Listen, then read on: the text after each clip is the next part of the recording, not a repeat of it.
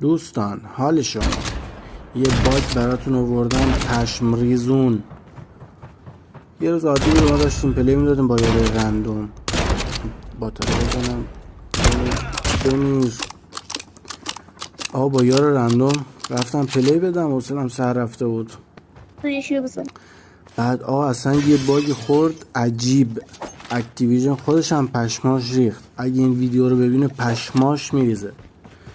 یارم رو ریوایف کردم، رفت چاپر برداشت، اینجا اومد دنبال من اینجا داشتم میچرخیدم تا بیاد بالا و سوارشیم بریم.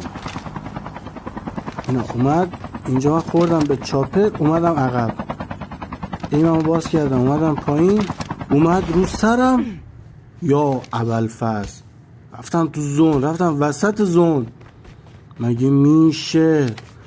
اکتیویژن مادر